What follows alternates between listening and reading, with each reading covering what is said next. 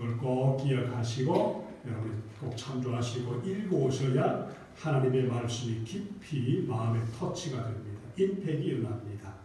그걸 꼭 기억하시고 순서에 따라서 해주시길 바랍니다. 오늘 예배 끝나고 난 후에 재직 모임을 잠깐 갖겠습니다. 1시에 우리 귀한 교실에서 보이도록 하겠습니다. 하나 더 하겠습니다. 이번 Tuesday 1시 30분에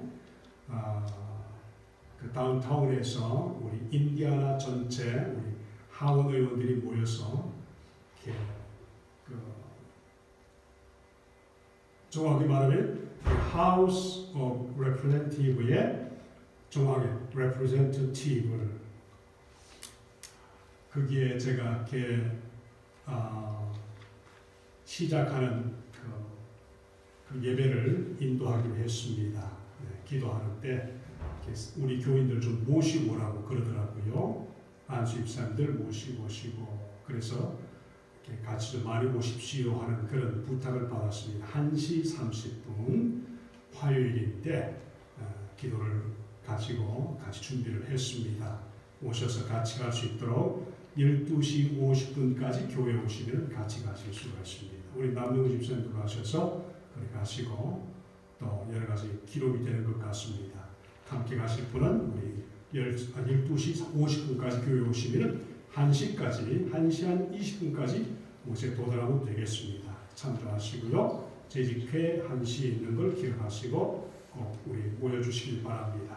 나머지는 주보를 보시면서 함께 기도할 때마다 주보를 참조하시고 기도하시길 바랍니다. 목장 예배 모일 때도 주보를 보시면서 펼치시고 예배를 인도하시길 바랍니다. 자, 우리 하나님 말씀 보겠습니다. 열왕기 상 19장 9절에서 14절까지 말씀. 여러분 같이 한번 힘차게 읽겠습니다. 동시에 읽습니다. 시작. 엘리야는 거기에 있는 동굴에 다시 한번 읽겠습니다. 처음부터. 자, 시작. 엘리야는 거기에 있는 동굴에 이르러 거기에서 밤을 지냈다. 그때 주님께서 그에게 말씀하셨다. 엘리야야, 너는 여기서 무엇을 하고 있느냐? 엘리야가 대답하였다. 나는 이제까지 주 만군의 하나님만 열정적으로 섬겼습니다. 그러나 이스라엘의 자손은 주님과 맺은 언약을 버리고 주님의 제단을 헐었으며 주님의 예언자들을 칼로 쳐서 죽였습니다. 이제 나만 홀로 남았는데 그들은 내 목숨마저도 없애려고 찾고 있습니다. 주님께서 말씀하셨다. 이제 곧 주가 지나갈 것이니 너는 나가서 산 위에 주 앞에 서 있어라. 크고 강한 바람이 주님 앞에서 산을 쪼개고 바위를 부수었으나 그 바람 속에 주님께서는 계시지 않았다. 그 바람이 지나가고 난 뒤에 지진이 일어났었지만 그 지진 속에도 주님께서 계시지 않았다. 지진이 지나가고 난 뒤에 불이 났지만 그 속에서도 주님께서는 계시지 않았다. 그 불이 난 뒤에 부드럽고 조용한 소리가 들렸다. 계속 엘리야는 그 소리를 듣고서 외투 자락으로 얼굴을 감싸고 나가서 동굴 어귀에 섰다. 바로 그때 그에게 소리가 들려왔다. 엘리야야, 너는 여기에서 무엇을 하고 있느냐? 엘리야가 대답하였다. 나는 이제까지 주 만군의 하나님만 열정적으로 섬겼습니다. 그러나 이스라엘 자손은 주님과 맺은 언약을 버리고 주님의 제단을 헐었으며 주님의 예언자들을 칼로 죽였습니다. 이제 나만 홀로 남아 있는데 그들은 내 목숨마저도 없애려고 찾고 있습니다. 눈으로 따라오지 않고 입술로 읽어내는 것이 중요합니다. 그래야 마음이 열립니다. 하나님이 엘리야에게 나타나셔서 하신 질문이 뭔가? 뭐죠? 하나님이 엘리야에게 나타나셔서 하신 질문. 40주야로 엘리야를 걸어가서 불 속에 숨고 있는데 그 굴이 어딘가 하면 지금의 사우디아라비아입니다. 다시 말하면 시내산, 시내산, 그곳에 호렙산 숨고 있는데 하나님이 말씀하시겠다고 동굴 입구에 서라 그렇게 말씀하시고는 하나님이 하신 첫 질문이 뭡니까? 말씀하시겠다고 해놓고 하나님이 질문을 하십니다. 그게 뭐였죠? 9절과 14절에 가보시면은 엘리야야, 네가 여기서 무엇 하고 있느냐? 13절에도 엘리야야, 내가 여기에서 무엇 하고 있느냐? 여러분, 에덴 동산에서 하나님이 타락한 아담과 이브에게 나타나셔서 첫 번째 질문이 무엇이죠? 아담아, 내가 어디 있느냐? 예수님도 오셔서 환자들이 뻔히 치료받기 위해서 오신 것을 아시는데도 예수님이 묻는 질문이 참 엉뚱합니다. 무엇입니까? 네가 낫고자 하느냐? 참 하나님 우리에게 말씀하시는 것 치고는 너무너무 대충 하시는 말씀처럼 들리지 않습니까? 이 말씀을 통해서 우리 한번 잘 우리 생각할 수 있는 귀한 시간 되길 바랍니다. 오늘은 말씀이 성도가 영적인 디프레스에 빠져 있을 때 어떻게 회복하는가, 이것이 오늘의 주제의 말씀입니다. 여러분 생각해 보세요. 엘리야가 어떤 사람입니까? 사람이 아무리 강심장이라 할지라도 사람을 850명이나 죽였으면, 우상을 섬기던 거짓 선자, 그들을 섬기던 사람 850명을 죽였으면 제정신이 아니겠지요. 비록 자기가 직접 죽인 건 아니라 하나님이 죽이신 것 할지라도 말입니다. 자, 그랬더니 이세벨 왕비가 나타나서 내가 너를 내일까지 꼭 죽이겠다고 엘리야에게 협박을 하지 않습니까? 그랬더니 엘리야가 얼마나 겁이 났는지, 지금 말하면 북쪽 이스라엘에서 탈북을 해서 남쪽 유다로 숨어 내려갑니다. 탈북하는 사람들이 나만의 마음이 숨어 있는 것은 꼭 그런 현상이죠. 자, 그리고 유다 부엘세바에 숨습니다. 신광야에 사환하고 같이 가서 로뎀나무 아래서 잠을 자고 있는데 하나님이 천사들을 동원해서 밥을 먹입니다. 그리고 깨웁니다. 고기와 떡을 줍니다. 그리고 다시 40주야를 걸어서 간 곳이 사우디아라비아의 신의 산, 호렙산입니다. 십계명을 받았던 그 호렙산에 숨습니다. 굴 속에 숨습니다.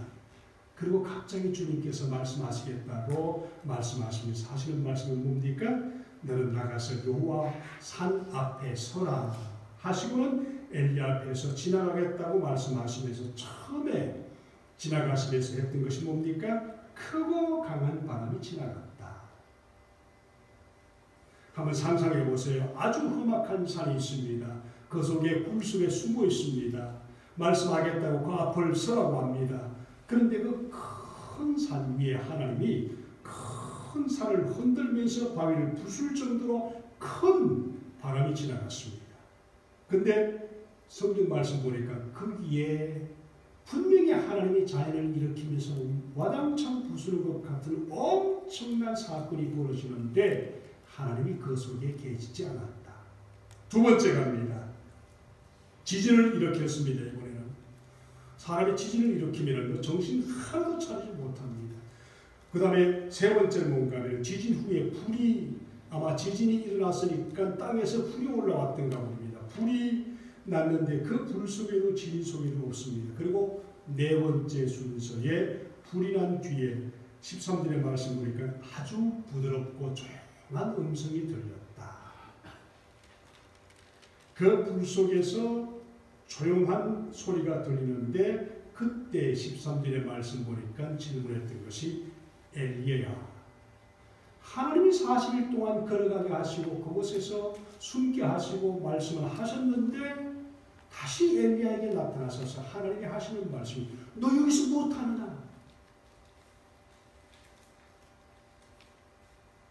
내가 어찌해서 여기 있느냐? 그러면서 이 말씀을 보니까 성경에 보니까 위스프링했다. 아주 속삭였다. 아주 작은 소리에 다시 주님이 엘리야를 만나서 대화하려고 시도하는 모습이 오늘 말씀의 배경입니다. 그리고 이 모든 사건이 끝나가면서 어떻게 종지부를 찍는가 하면은 마지막 사역을 다시 엘리야에게 심습니다. 그 마지막 사역이 뭔가 하면은 새로 가서 왕을 세우고 또 너의 모든 사역이 끝나니까 너 뒤에 다시 물러받아야 할 또 다른 선지자를 세워라. 그 선지자 이름이 뭡니까? 엘리사 선지자입니다. 이름 하나만 다릅니다. 엘리야 선지자가 엘리사 선지자를 세웠다. 굉장히 힘이 좋은 엘리사 선지자였습니다. 자, 그리고 오늘 이 말씀을 통해서 지난과에서 우리가 한번 했던 말씀을 생각해 보십시다. 지난과에 어떤 일이 있었습니까? 엘리야가 바알 선지자들과 벌인 장엄한 대결을 보면서 하나님이 엘리야에게 엄청난 일을 시켰으면 뭔가 다르게 엘리야가 그곳에서 열정으로 일을 했는데 그 광경에 압도되어서 모든 이스라엘 백성이 정말 여호와가 참 하나님이 하나님이시다.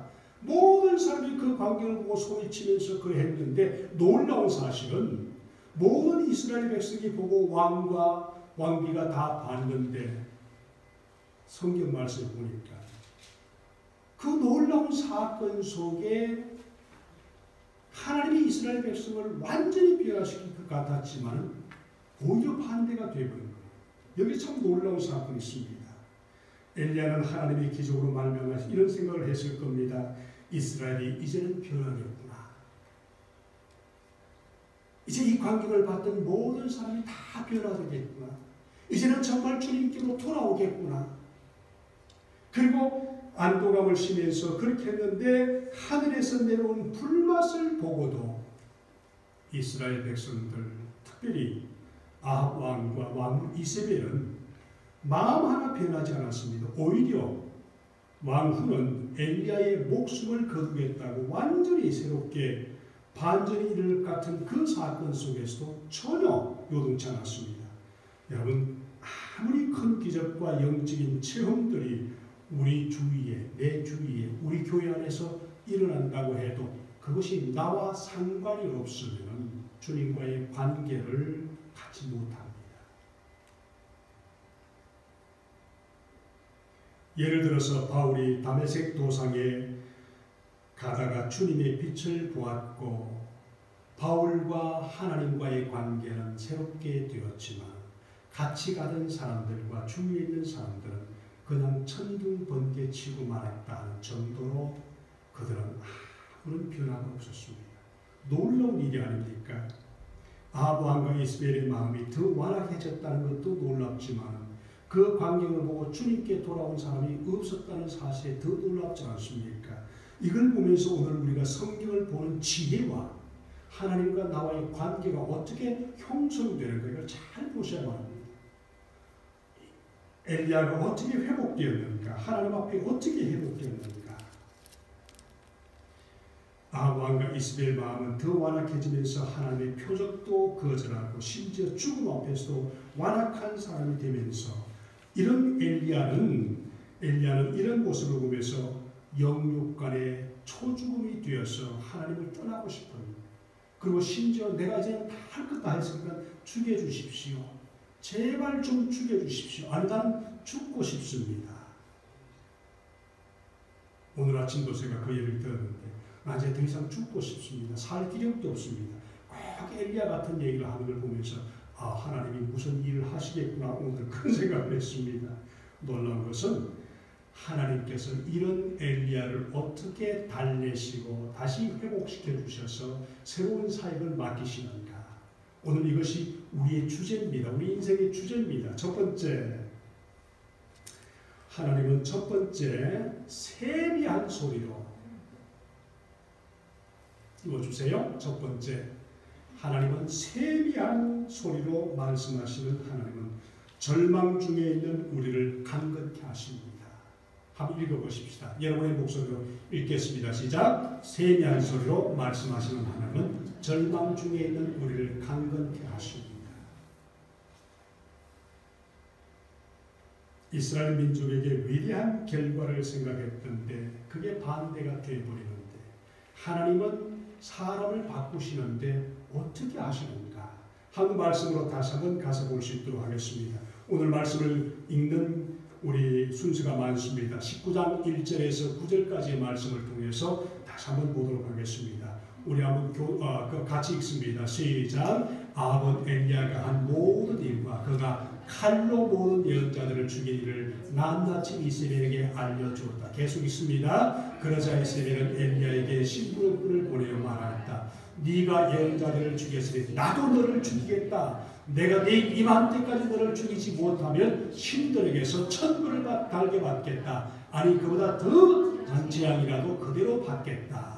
엘리야는 두려워서 겁비나 목숨을 살리려고 도망하여 유다의 브엘세바로 갔다. 그곳에 자기 시종을 남겨두고 자신은 홀로 광야로 들어가서 하룻길을 더 걸어서 어떤 모래나무 아래에 가서 거기에 앉아서 죽기를 간청하며 기도하였다. 주님, 이제는 더 말할 것이 없습니다. 나의 목숨을 거두어 주십시오. 나는 내 조상보다 조금도 나을 것이 없습니다. 좀 더 힘차게 그런 다음에 그는 모래나무 아래에 누워서 잠이 들었는데 그때 한 천사가 일어나서 먹으라고 하면서 그를 깨웠다. 계속 엘리야가 깨어보니 그 머리에는 뜨겁게 달군 불에다가 구워낸 과자와 물 한 병이 놓여 있었다. 그는 먹고 마신 뒤에 다시 잠이 들었다. 계속 주님의 천사가 두 번째 와서 그를 깨우면서 말했다. 일어나서 먹으라. 갈 길이 아직도 많이 남았다. 계속 엘리야는 일어나서 먹고 마셨다. 그 음식을 먹고 힘을 얻어서 밤낮 40일 동안을 걸어 하나님의 산인 호렙산에 도착하였다. 엘리야는 거기에 있는 동굴에 넣고 거기에서 밤을 지냈다. 그때 주님께서 그에게 말씀하셨다. 엘리야야, 너는 여기에서 무엇을 하고 있느냐?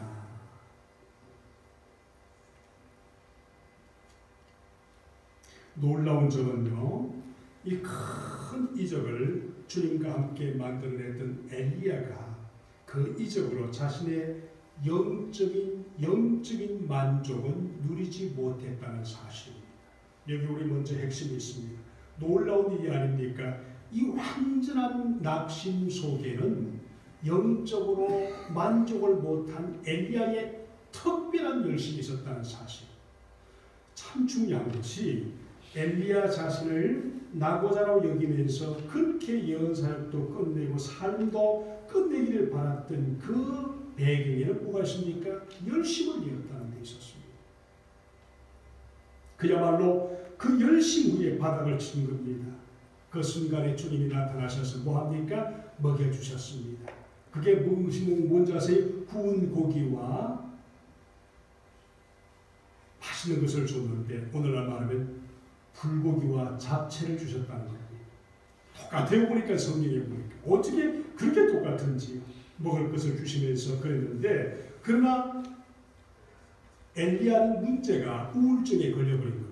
그 엄청난 일을 하고 난 후에 자 우울증에 걸리면서 생각이 완전히 바뀌어지고요. 생각하는 그 방식이 완전히 왜곡되어 버렸습니다. 강박관념에 걸렸습니다. 피로감에 완전히 극도로 약해졌습니다. 만약에 우리가 이렇지 않다면, 우리 인생이 살면서 이런 것이 없다면 우리가 주님을 만날까요? 그 가스펠 프로젝트의 책에 보니까 그렇게 얘기했습니다. 저는 인생을 살면서 실망할 여지를 가지고 있는 것이 좋다는 것과 하나님이 나를 보살펴 주실 여지를 남겨둘 필요가 있다는 것을 깨달았습니다. 하나님이 나를 위해 행하신 일을 기억할 필요가 있습니다. 크게는 내 구원의 선물과 예수 그리스도 안에 있는 소망을 주신 것을 기억해야 합니다. 만약 우리 인생이 약하지 않다면, 하는 일마다 열심을 내어서 그 결과가 좋다면 우리 마음속에 하나님을 만나고 싶은 마음은 없을 겁니다. 좀 부족합니까? 스트레스를 받습니까? 몸이 내 마음 같지 않습니까? 오히려 걸을 때 내가 찾아갈 곳이 내 육신의 건강이 아니요, 내 인생의 만족이 아니요, 찾아갈 곳은 나를 위해서 세상에 오셨다가 죽어주시고 천국이라는 문을 활짝 열어주신 예수 그리스도께 가는 것입니다. 우리 인생에 아무리 신앙생활 잘해도 내 속에 예수가 안 계시다 하는 마음으로 산다면 여러분 다시 시작하셔야 됩니다. 비록 내가 죄를 짓고 있는 중에 있다 할지라도 나는 예수 믿는 하나님의 백성이고 예수가 나를 위해서 세계를 열어주셨고 그 예수 그리스도 안에 있는 나의 삶에는 소망을 잃지 않고 살 수 있다는 믿음을 갖기를 바랍니다. 주님은 그것 때문에 우리에게 힘들게도 하시고 연약하게도 하시고 좌절하게도 하시고 모든 것을 포기하고 싶은 그런 마음도 있을 수가 있었습니다. 이럴 때 우리가 찾아갈 것은 좌절과 인생의 협박이 아니라 예수님이 우리에게 소망이 있다 되신다는 사실을 통해서 예수님께 한 발짝 더 앞서서 그분 안에 들어가야 된다는 사실입니다. 자, 두 번째로 가보겠습니다. 두 번째로 주님께서 엘리야에게 세미한 음성으로 찾아오시는 이유 두 번째 뭔가 하면 같이 읽겠습니다. 시작. 세미한 소리로 말씀하시는 하나님은 잘못된 추측에 도전하십니다. assumption. 잘못된 assumption에 잡히면은 우리 인생은 내 마음대로 계산하고 맙니다. 사람이 내 마음대로 계산하면서 그럴 때마다 하나님을 점점 더 멀리 간다는 것이 얼마나 위험천만한 믿음 생활인지 압니까? 인생인지 압니까? 근데 주님은 음식과 쉼이라는 선물을 통해서 엘리야에게 육체와 정서적인 고갈을 채우시고 난 후에 그 다음에 부탁을 하십니다. 한번 가볼까요? 9절과 14절의 말씀 아까 읽었지만 다시 한번 제가 보도록 하겠습니다. 엘리야가 거기에 있는 동굴에 거기에서 밤을 지냈다. 그때 주님께서 그에게 말씀하셨다. 엘리야야, 너 여기에서 무엇을 하고 있느냐? 엘리야가 대답했습니다. 나는 이제까지 주 만군의 하나님만 열정적으로 섬겼습니다. 그러나 이스라엘 자손은 주님과 맺은 언약을 버리고 주님 제단을 헐었습니다. 주님의 예언자들을 칼로 쳐 죽였습니다. 이제 나만 홀로 남아 있는데 그들은 내 목숨마저도 없애려고 찾고 있습니다. 주님께서 말씀하셨다. 이제 곧 나 주가 지나갈 것이니 너는 나가서 산 위에 주 앞에 서 있으라. 그리고 크고 강한 바람이 지나갔다. 산을 쪼갰다. 바위를 부쉈다. 그 바람 속에 주님이 계시지 않았다. 계속해서 이 말씀 주고 마지막에 엘리야가 대답해서 나는 이제까지 주 만군의 하나님만 열정적으로 섬겼습니다. 그러나 이스라엘 자손은 주님과 맺은 언약을 버리고 주님의 제단을 헐었으며 주님의 예언자들을 칼로 쳐 죽였습니다. 이제 나만 홀로 남아있는데 그들은 내 목숨까지도 없애려고 합니다. 지금 같은 말을 지금 계속 뭐 하고 있습니까? 반복하는 것을 들었습니다. 오늘 학교는 안 나오셨는데 신약성경을 읽다 보니까 마태마가 누가 요한복음을 계속 읽다 보니까 이게 계속 반복되는 얘기가 마태복음에서 읽었는데 또 마가복음에 또가 있고 요한복음에 또가 있거든요. 이게 뭔가 성경이라는 것이 반복된 책이 아닐 건데 이 성경이 좀 이상하다 해서 출판사에 전화하려고 했다는 집사님이 계시더라고요. 저도 사실 그렇습니다. 창세기 읽고 계속 계시록까지 가는데 왜 반복되는 성경이 그렇게 많은지요. 사무엘 상하, 열왕기 상하, 그 다음 사무엘 열왕기 상과 역대 상하를 읽어보면 왜 똑같은 내용이 그렇게 계속 자주 반복되는데 오늘 엘리야도 똑같이 하나님과 대화하는데 하나님도 잔소리 뿐이신지 왜 엘리야에게 똑같은 말을 묻고 또 똑같은 말을 들으시는지 어떤 우리 집사님들과 얘기하다 보면요 얼마나 많은 말을 똑같이 반복하는지 참 이해가 안 될 때가 너무너무 많습니다. 왜 그럴까요?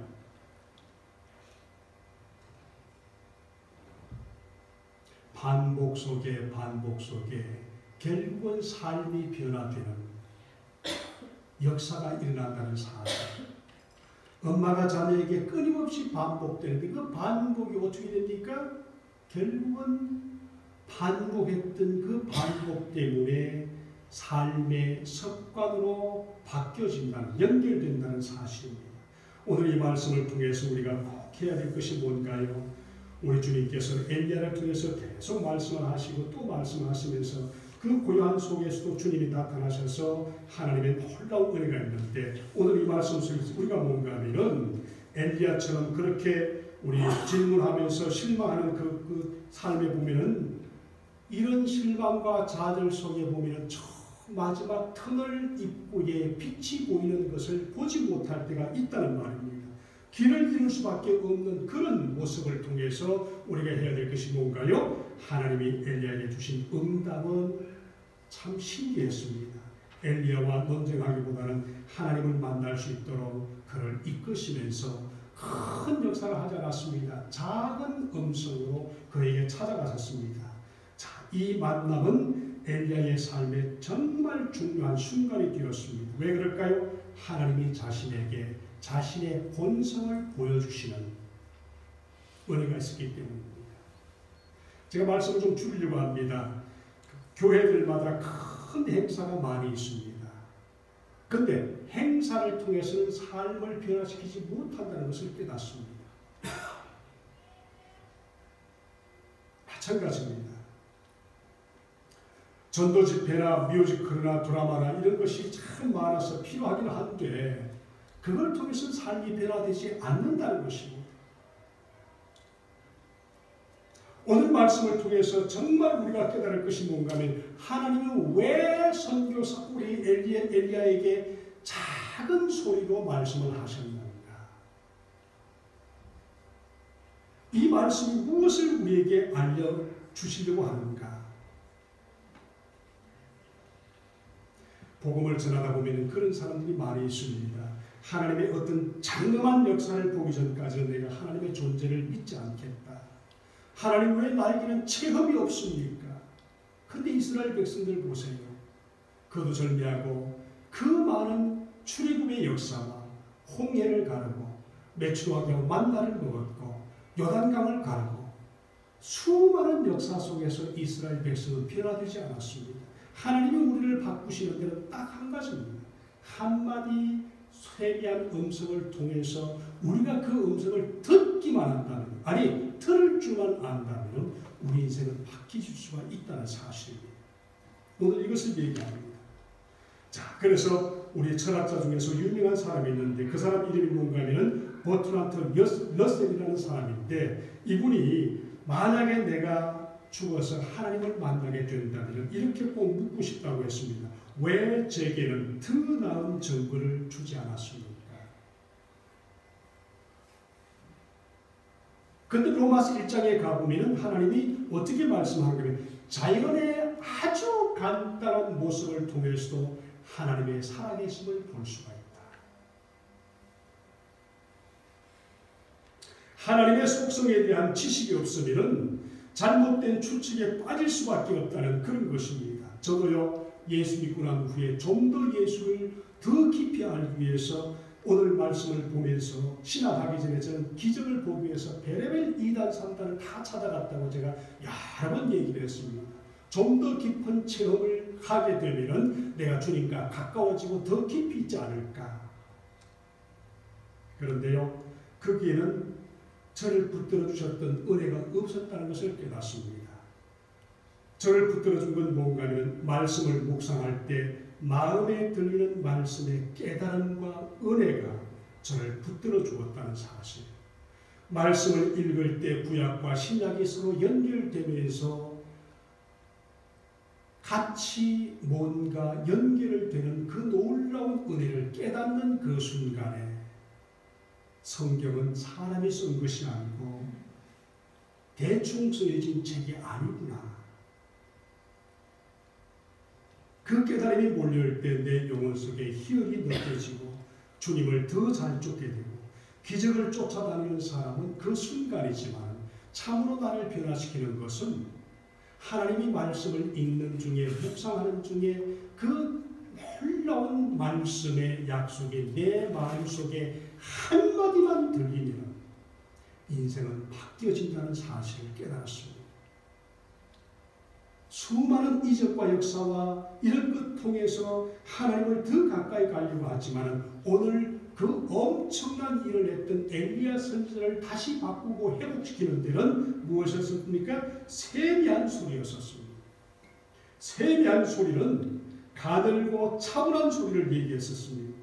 하나님의 세미한 소리는 하나님이 양심에 말씀하시고 생각을 깨우시고 개인과 나라의 결단을 추구하고 호렙산과 갈멜산의 우주적 큰 사건과 큰 천둥 소리를 통해서 우리를 깨우치지 않았다는 것을 우리에게 말씀합니다. 그럼 여기서 우리가 무엇을 해야 됩니까? 하나님과 여러분의 개인적인 만남을 어떻게 하면 좋을까 결심하셔야 합니다.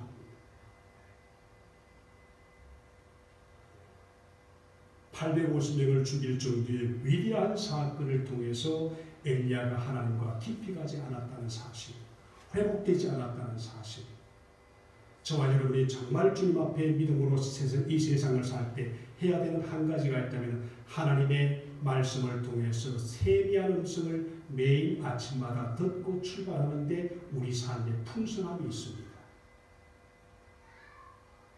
제가 보니까요, 우리 인생의 성도들 속에서 80~90%는 하나님의 말씀과 관계없이 주일 예배 한 번 때우고 그 말씀, 주일 예배 때우는 것으로 신앙생활의 모든 것을 커버하려고 하는 그런 욕심이 있습니다. 하나님은 그렇게 역사하지 않는다는 사실. 예배를 드렸습니까? 이제 새 출발하면서 하나님이 하루하루 새롭게 말씀하시는 세미한 음성을 아침마다 말씀을 읽는 중에 묵상하는 중에 들으시기를 축복합니다. 엘리야는 그랬었습니다. 하나님이 엘리야를 깨우는 데는 그랬었습니다. 자, 이제 마지막 말씀을 봅니다. 하나님께서 세미한 음성을 들려주시고 엘리야를 다시 새롭게 회복시키시는데 어떻게 했습니까? 다시 한번 읽겠습니다. 시작. 세미한 소리로 말씀하시는 하나님은 신실한 백성을 통해 자신을 계시하셨다. 하나님은 사람을 통해서 우리에게 다시 계시하신다. 그 말씀이죠. 사람을 통해서.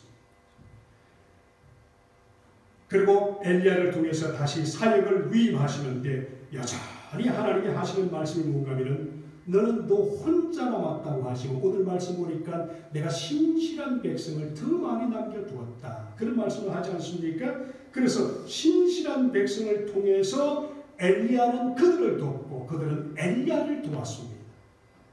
성도들이 왜 같이 모여야 되는지 아시는가요? 우리 혼자 힘으로는 절대로 하나님 나라의 어떤 사명을 감당할 수 없다는 것을 알기 때문에 그렇습니다. 자, 19장 15절에서 18절의 말씀을 우리 가볼까요? 엘리야에게 어떤 말씀을 하시는가? 하나님이 말씀하십니다. 시작. 주님께서 그에게 말씀하셨다. 너는 돌이켜 광야길로에서 다마스커스로 가거라. 거기에 이르거든 하사엘에게 기름을 부어서 시리아의 왕으로 세우고 계속 또 nim시의 아들 예후에게 기름을 부어서 이스라엘의 왕으로 세우라. 그리고 아벨 모홀라 출신 사바스 아들 엘리사에게 기름을 부어서 네 뒤를 이을 예언자를 세우라. 하사엘의 칼을 피해서 도망하는 사람은 예후가 죽일 것이고 예후의 칼을 피해서 도망하는 사람은 엘리사가 죽일 것이다.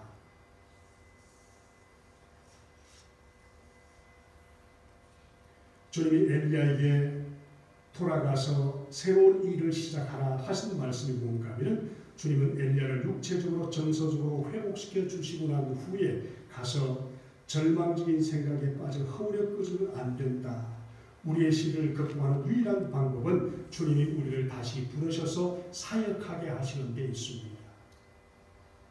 우리가 정말 신앙생활하면서 예수를 압니까? 그러면 내가 주님 앞에 맡은 사역을 분명히 해야 됩니다. 누군가를 위로할 수 있는 사역도 중요한 사역입니다.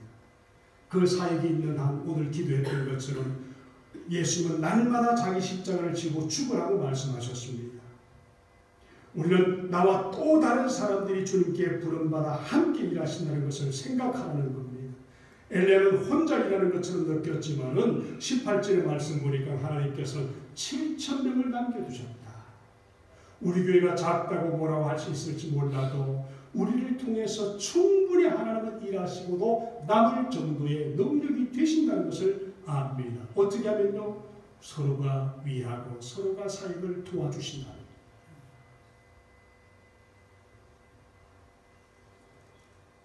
교회는 그냥 돌아가지 않습니다. 내 한 사람의 희생이 다른 사람을 일으키고 다른 사람의 도움이 내 자신을 일으켜 세운다는 사실.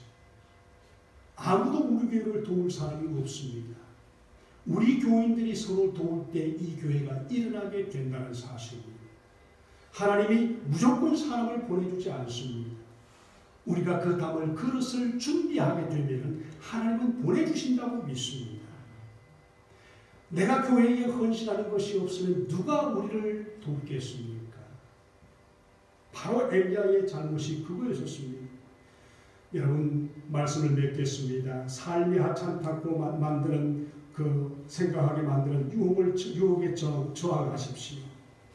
하나님은 예수 그리스도의 순종과 고통과 부수의 부활을 통해서 현재의 상황이 아무래도 소망이 있다는 것을 우리에게 보여주신다는 사실입니다.